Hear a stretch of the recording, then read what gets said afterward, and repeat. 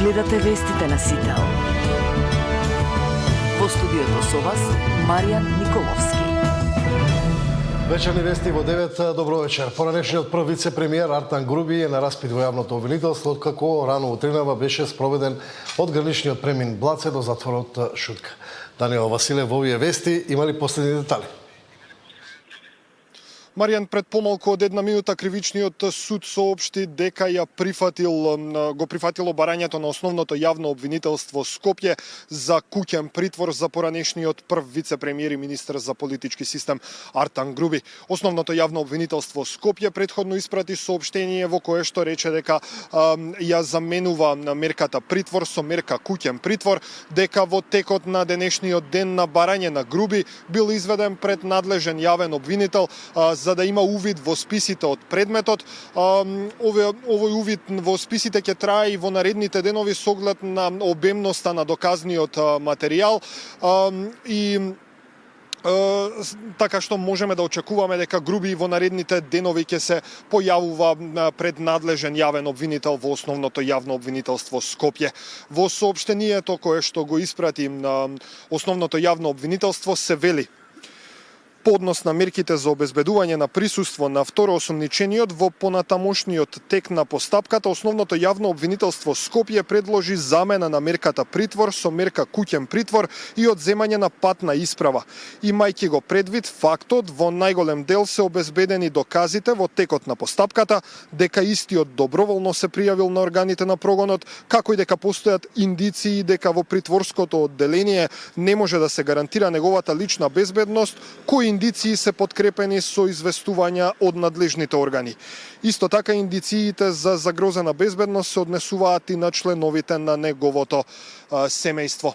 Инаку во текот на денот Груби беше изведен пред надлежен јавен обвинител. Распитот траеше повеќе од 6 часа, пошто беше изведен тука пред кривичниот суд, со оглед на тоа што од кривичниот суд веќе ја соопштија одлуката која што ја донел судијата на претходна постапка. Во секој момент очекуваме Груби да излезе од објектот на кривичниот суд и практично да се упати дома.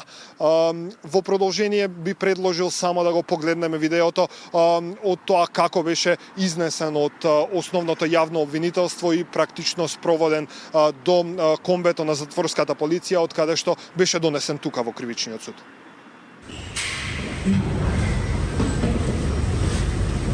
Господине Груби, зошто се вративте? Дали се чувствувате виновен? Чувствувате ли виновен?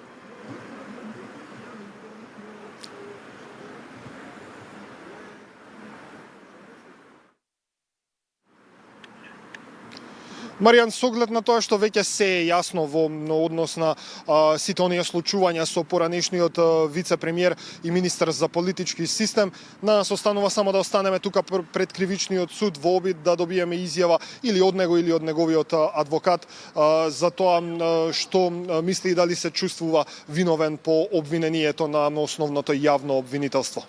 Благодарам Даниел Василев од предкривичниот суд во Скопје. А Дуј го поздрави враќањето на Груби во земјава. Влен смета дека тој за истражните органи конечно им е достапна црната кутија на криминалите на Дуј и реакции за случајот Груби. Партиите си разменија обвинувања. Што се крие зад враќањето на Груби? Дали власта прави театар или опозицијата е во паника што Груби може да им открие на истражните органи? Од партијата на Ахмети го поздравија враќањето на Груби. Велат очекуваат да се води фер и транспарентна постапка. Процес кој Дуј ќе го следи во секоја фаза. Очекуваме процесот да се одвива во согласност со највисоките стандарди на владење на правото, со високо ниво на транспарентност во интерес на јавност, но пред се со целосно почитување на презумпцијата на невиност и со заштита на индивидуалните права и слободи. Дуј останува непоколеблива во ставот дека правдата мора да биде еднаква за сите, без селективност, без двојни стандарди и без политички влијанија, велат од Дуј. Додека од вреди прашуваат дали Груби ќе му го зададе фаталниот удар на Ахмети. Црната кутија за владењето на Дуј конечно се предаде. Артан Груби е учесник и извршител на сите матни сделки на Дуј. Затоа мала речица се тресе од страв, затоа што не знаат зашто се е подготвен да прозбори Артан, откако катастрофално изгуби Дуј на локалните избори и паднаа во вода сите лажни ветувања на Ахмети за предвремени избори и наводен влез во владата. На Артан не му останува ништо друго, освен да се соочи со сопствените гревови. Но кој се ќе оди курбан заедно со него, допрва ќе видиме, стои во реакцијата на вреди. Како што го договорија бегството, така сега се договорија да се врати, велат и од СДСМ. Според опозицијата, со ваков театар Дуј го спасува Мицкоски и ја дефокусира јавноста од секојдневните криминали. Се отвори прашањето кој од актуелните функционери во владата на Мицкоски ќе одговара. Затоа, почитувани, им е потребен Артан Груби. Целта е повторно да се поврзе СДСМ со Дуј. А вистината, почитувани, е дека ВМРО ОКГ се во договор со Дуј. Власта го презема судството и обвинителството под своја контрола, се рушат предметите на СЈО, сега е вистинско време Груби да се предаде. Кој се смее кога го апсат? Како нема ниту една камера од 65.000 за 5 тони дрога, а има камери за Груби? Од ВМРО ДПМН им возвратија дека се нервозни, бидејќи Груби може да ги открие криминалите на Заеви, Филипчи и Спасовски. Па ние ги разбираме, СДС, тие се во паника, фрустрирани, уплашени од апсењето на Артан Груби, затоа што истиот тој може да изнесе информации кои што ќе индицираат за криминалот кој што го правеле здружно заедно со Венко Филипче, со Оливер Спасовски, со Зоран Заев, со Вице Заев. Така што не ни е чудно тоа што СДС се става во одбрана на Артан Груби. Ставајќи се во негова одбрана, тие се обидуваат да се спасат себе си од криминалите кои што заедно ги работеле. Од ВМРО ДПМН порачуваат дека борбата против криминалот и корупцијата останува врвен приоритет и дека секој кој се огрешил пред законот порано или подоцна ќе се соочи со правдата. Деспина Тодоровска, Сител телевизија. А во бегство и натаму останува поранешниот прв човек на државната лотарија, тој заедно со Груби и уште 4 други лица беа опфатени во правишната истрага на јавното обвинителство. Од прв вице-премиер до осомничен со лисици на рацете за проневера во службата, Артан Груби денеска и лично слушна зашто го сомничи јавното обвинителство. Според истрагата отворена пред повеќе од една година, постоел сомнеж дека поранешниот вице-премиер, иако немал право, дозволил купување на апарати за коцкање. За таквата набавка државната лотарија потрошила над 8 милиони евра. А според обвинителството тоа е сумата за која Груби ја оштетил лотарија чиј собственик е државата.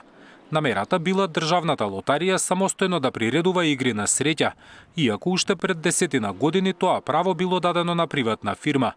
Иако знаел дека барањето за конкретната јавна набавка е противзаконско и дека државната лотарија нема право самостојно да приредува електронски игри на среќа на територијата на државата, на 6 јуни 2023 како вице-премиер председавал со седница на влада во својство на собрание на акционерското друштво и покрај тоа што бил свесен дека акционерското собрание нема надлежност да одлучува за конкретната сделка. Идејата за купување апарати за коцкање и самостојно организирање игри на среќа потекнала од тогашниот директор на државна лотарија Перпарин Бајрами.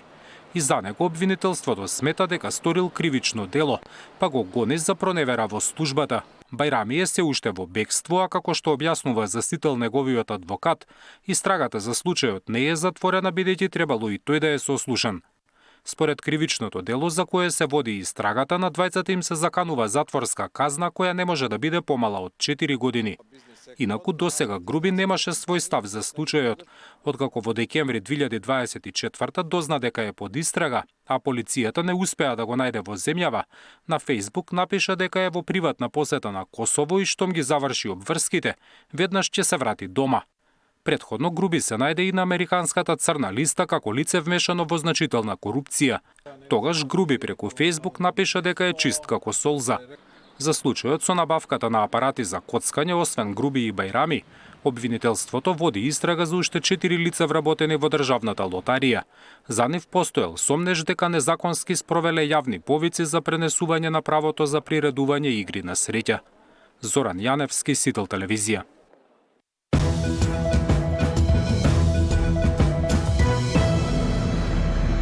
Поранешниот бугарски претседател и најсериозен претендент за иден премиер Румен Радев во интервју за германски медиум порачува дека Македонија треба час поскоро да стане дел од Европската унија. Сепак, услов кој не може да биде заобиколен, вели дека се уставните измени. Македонија да не се надева на старт на преговорите пред да ги стави бугарите во уставот, а Европа да не ја фаворизира Украина пред Западниот Балкан. Поранешниот бугарски претседател и еден од фаворитите на идните парламентарни избори во интервју за германски медиум вели дека за Македонија нема друг пат кон Брисел. Согласно европскиот консензус од јули 2022, Македонија треба да го промени својот устав и да ги вклучи бугарите рамноправно со другите државотворни народи. И дури тогаш преговорите за членство со Европската унија може да почнат. Тоа е тежок, но неопходен процес и би сакале да ја видиме Македонија што е можно поскоро во Европската унија. Не сакаме граници и гранични премини, туку сакаме луѓето од двете страни на границата да можат да живеат, работат и комуницираат слободно заедно, вели поранешниот бугарски претседател Румен Радев. Изјавата доаѓа по најавата на премиерот дека Брисел разгледува можност Македонија да стане дел од Унијата во 2027-та, но без право на глас, потенцирајќи дека за ова да се случи, веројатно услов ќе биде промена на уставот. Александар Спасовски, Сител телевизија. УКИМ ги презентираше своите забелешки на новиот закон за високо образование. Сметаат дека некои строги одредби треба да се релативизираат за универзитетот да ја задржи својата автономија. Особено силни се критиките во делот на избор на научни звања. И треба да ни се остави слобода и понатаму да можеме сами да ги воспоставуваме критериумите без согласност, слободна флуктуација или мобилност на наставниците од еден на друг универзитет. Апсолутно ја почитуваме универзитетската автономија, исто така и правата на наставниците да имат неограничена мобилност, односно академската автономија, академската слобода, меѓутоа само под услов кога наставниците се избрани под исти критериуми, под исти услови, тогаш истите би можеле навистина неограничено да имаат мобилност од еден на друг универзитет, да биде тоа прифатливо и без при тоа да се одрази на квалитетот на високото образование. Автономноста на високото образование, кое што иако декларативно стои во самиот закон, но потоа надолу во останатите членови од законот се нарушува таа автономност. Од една страна и од друга страна тоа што се однесува до нас како уметнички факултети е речиси неземено предвид воопшто нашата специфика и доаѓаме во судир со многу работи кои што реално во пракса не можат да се реализира. Се што смета работната група дека ќе биде прифатливо, ќе биде инкорпорирано во новата верзија, од драфт верзија на законот, која откако ќе се инкорпорираат сите забелешки, ќе биде повторно оставено неколку дена на ЕНЕР.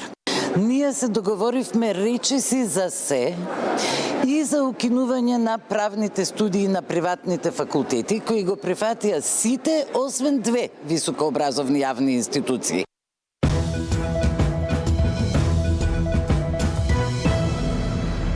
Пред крајот и најважни настани од светот.